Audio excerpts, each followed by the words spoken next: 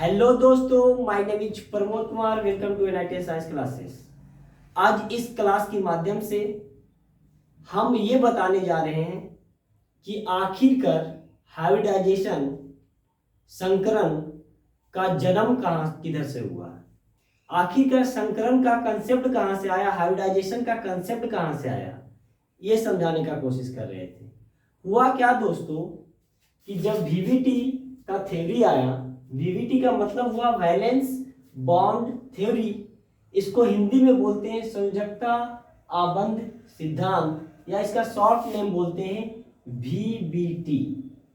तो जब वीवीटी का थ्योरी आया तो एक एग्जांपल से समझते हैं कि क्या क्या हुआ, उसमें प्रॉब्लम क्या क्या हुआ, फैल क्यों कर गया। ठीक है, एग्जांपल मान लिया जा लेते हैं CH4 का। ठीक है, तो ये CH4 में एक कार्बन है, एक चार हाइड्रोजन है, 1 2 3 और एक 4 हाइड्रोजन। कहने का मतलब हुआ कि ये जो मीथेन है, ये मीथेन चार सिंगल बॉन्ड के साथ कार्बन से जुड़ा हुआ है। मतलब ये हाइड्रोजन कार्बन के साथ 4 सिंगल बॉन्ड के साथ जुड़ा हुआ है। हुआ क्या दोस्तों वीवीटी में, ये पहले समझाते हैं। अगर इसका एटॉमिक नंबर का बात करें, परमाणु संख्या का बात करें, तो ये 6 होता है, इसका 1 होता है, इसका 1 होता है, इसका 1 और इसका 1। ठीक है, इसका इलेक्ट्रॉनिक कॉन्फ़िगरेशन का सबका बात करते हैं। तो इलेक्ट्रॉनिक कॉन्फ़िगरेशन मतलब इलेक्ट्रॉनिक विन्यास का अगर बात करते हैं, हिंदी में इसको बोलते हैं, तो इसका इलेक्ट्रॉनिक कॉन्फ़िगरेशन 1s2 2s2 और 2p2 होता है। ठीक है, हाइड्रोजन का बात करें तो 1s1 1s1 1s1 1s1। ठीक है, और इसके आउटर सेल में देखा जाए तो S में 2 इलेक्ट्रॉन, P में कितना इलेक्ट्रॉन है, P में 3 इलेक्ट्रॉन, P में 2 इलेक्ट्रॉन, 1 और 1 2 इलेक्ट्रॉन।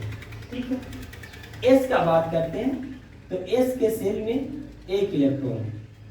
इसमें हाइड्रोजन कितने, एक ही है, सब में 1 इलेक्ट्रॉन ही है।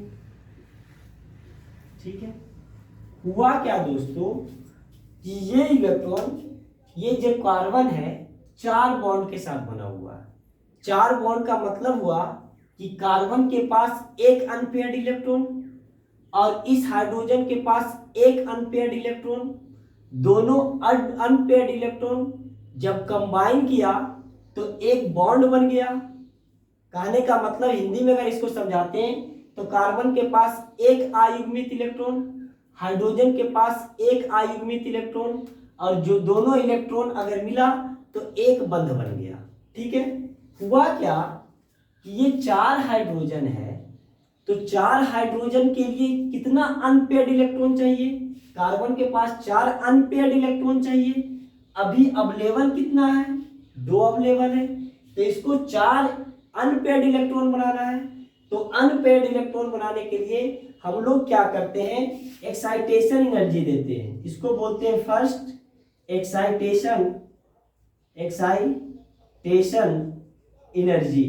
और फर्स्ट एक्साइटेशन एनर्जी जैसे ही देंगे, यहाँ का s ऑर्बिटल का जो इलेक्ट्रॉन है, इसके पास एनर्जी आने की वजह से यहाँ से इलेक्ट्रॉन उठ करके यहाँ पे चला जाएगा। तो यहाँ से इलेक्ट्रॉन उठ करके 1 इलेक्ट्रॉन इसमें बचा और बाकी का एक इलेक्ट्रॉन इसमें बचा। अब इसके पास कितना इलेक्ट्रॉन हो गया, 4 अनपेयर्ड इलेक्ट्रॉन हो गया। और हाइड्रोजन के पास, हर एक हाइड्रोजन के पास 1 अनपेयर्ड इलेक्ट्रॉन है। तो 1 इलेक्ट्रॉन कार्बन का जो अनपेयर्ड हुआ और हाइड्रोजन का 1 इलेक्ट्रॉन दोनों आपस में मिलेगा और एक बॉन्ड बनाएगा। तो इसका बात करते हैं, तो इसका कहाँ S का है, और ये PX, ये PY और ये PZ। इसका बात करते हैं तो ये S है, इसका भी बात करते हैं तो S, इसका भी बात करते हैं S, तो इसका भी बात करते हैं S। तो ये दोनों जो अनपेयर्ड इलेक्ट्रॉन है, ये दोनों आपस में क्या करेगा, मतलब कि दोनों आपस में, दोनों अनपेयर्ड इलेक्ट्रॉन मिलेगा तो एक बॉन्ड बनेगा। तो ये बॉन्ड जो बना, S बॉन्ड बना, S के साथ S बन रहा है। ये बॉन्ड के बारे में देखा जाए तो S के साथ PX, ये बॉन्ड के बारे में देखा जाए तो S के साथ PY, ये बॉन्ड के बारे में देखा जाए तो S के साथ PZ। हुआ क्या दोस्तों कि यहाँ पे 4 बॉन्ड बन रहा है। क्या क्या बन रहा है मतलब 4 बॉन्ड बना, किसके किसके साथ बना, ये बॉन्ड SS के साथ बना हुआ है, ये SP के साथ बना हुआ है SPX, ये भी SPY के साथ बना हुआ है, ये SP के साथ ये भी बना हुआ है और ये भी SP के साथ बना हुआ है। हुआ क्या दोस्तों, इसमें ये तीनों बॉन्ड, ये चारों के चारों बॉन्ड का एनर्जी VBT ने बोला है कि VBT के अनुसार, संयोजकता आबंध सिद्धांत के अनुसार बोला गया है कि ये चारों बॉन्ड का एनर्जी हिंदी में बोला जाता है ऊर्जा, जो होगा समान होगा। और जब इसका ऊर्जा समान होगा तो स्वाभाविक है इस बॉन्ड का लेंथ भी क्या होगा, बॉन्ड लेंथ मतलब बंध की लंबाई भी क्या होगा, समान होगा। ये VBT के अकॉर्डिंग मतलब संयोजकता आबंध सिद्धांत के अकॉर्डिंग ऐसा बोला गया है।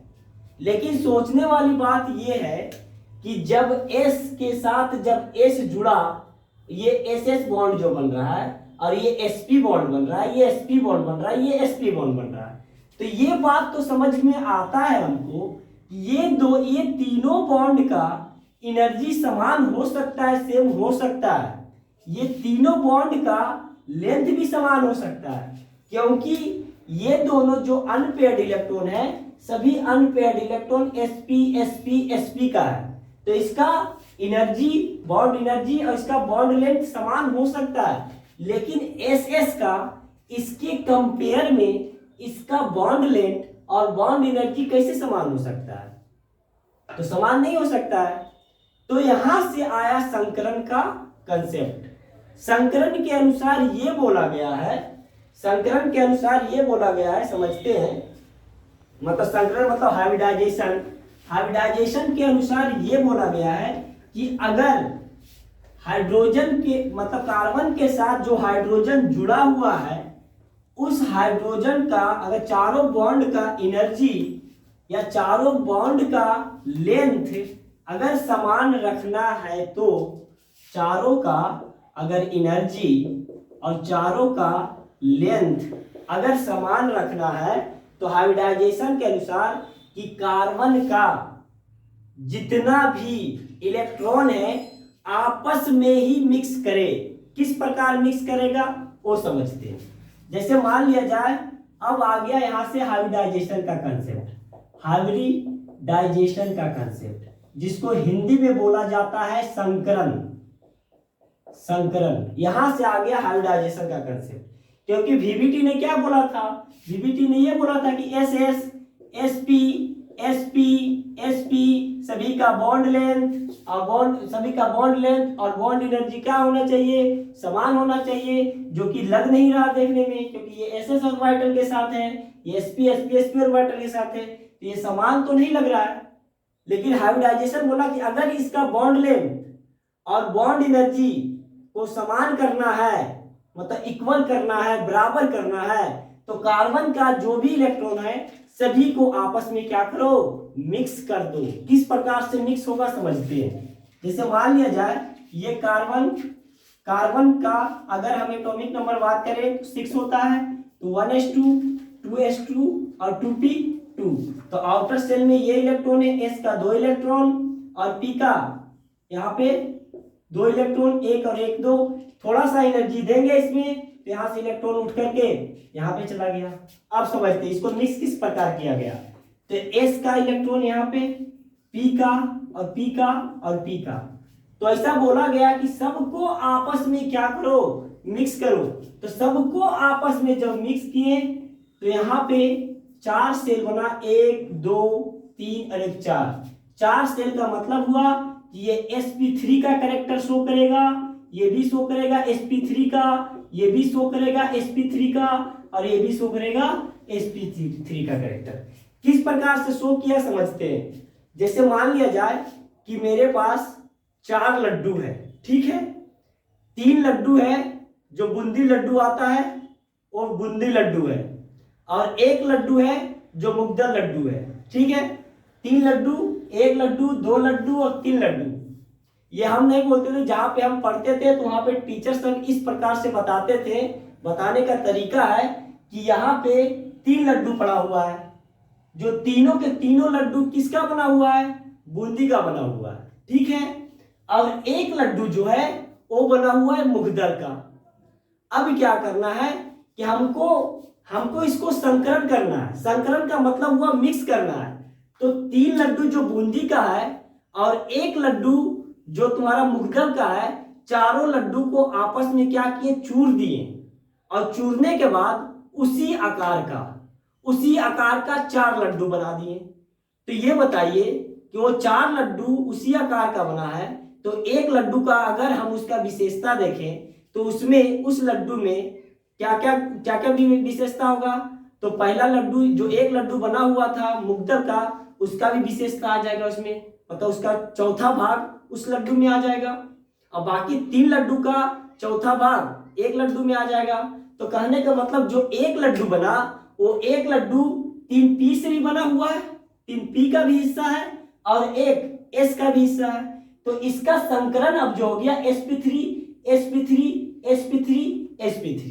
तो कहने का मतलब हुआ कि जब कार्बन के सेल के इलेक्ट्रॉन को आपस में मिक्स किए, तो मिक्स करने के बाद जो अपना संकरण बना, वो संकरण sp3 क्या कर रहा है? डिनोट कर रहा है। तो कार्बन के इलेक्ट्रॉन को आपस में मिक्स किए, तो कार्बन के जब इलेक्ट्रॉन को आपस में मिक्स करेंगे, तो मिक्स करने के बाद तो कार्बन के इलेक्ट्रॉन क्या क्या बना? तो sp3, ये भी क्या बना? sp3, ये भी क्या बना? sp3, और ये भी क्या बना? sp3। ठीक है, अब यहाँ पे s किसका था? s का था, तो sp3s sp3s sp3s और sp3s। अब इसका चारों का मतलब कैरेक्टर, चारों का विशेषता एक ही जैसा शो कर रहा है कि नहीं? sp3s sp3s sp3s sp3s। अब इसको हम बोल सकते हैं कि इसका एनर्जी CH4 में जो बॉन्ड बना, जो बंधक बना, इसका सभी बॉन्ड का एनर्जी समान है, और सभी बॉन्ड का लेंथ भी क्या हो सकता है? समान हो सकता है। जबकि VBT के अकॉर्डिंग sp का 3 बॉन्ड बना था, जबकि SS का 1 बॉन्ड बना था। इसको हम समान नहीं बोल सकते, लेकिन उसी चीज को जब मिक्स किए तो वो बॉन्ड क्या हो गया? एनर्जी से भी समान हो गया और बॉन्ड लेंथ से भी क्या हो गया? समान हो गया। यहीं से आया है संकरण का कंसेप्ट। VBT में ये दिक्कत आ रहा था कि SS और SP का बॉन्ड लेंथ और बॉन्ड एनर्जी को समान बता रहा था, जबकि ऐसा नहीं होता है। तो यही था संकरण का कंसेप्ट। और पूरा वीडियो अगर देखना है संकरण का, तो कम से कम 40 से 50 मिनट का वीडियो आएगा संकरण से रिलेटेड, हाइब्रिडाइजेशन से रिलेटेड, जो पूरा फुल वीडियो रहेगा। इसके बाद आपको कहीं भी पढ़ने की जरूरत नहीं पड़ेगा। Thanks for watching.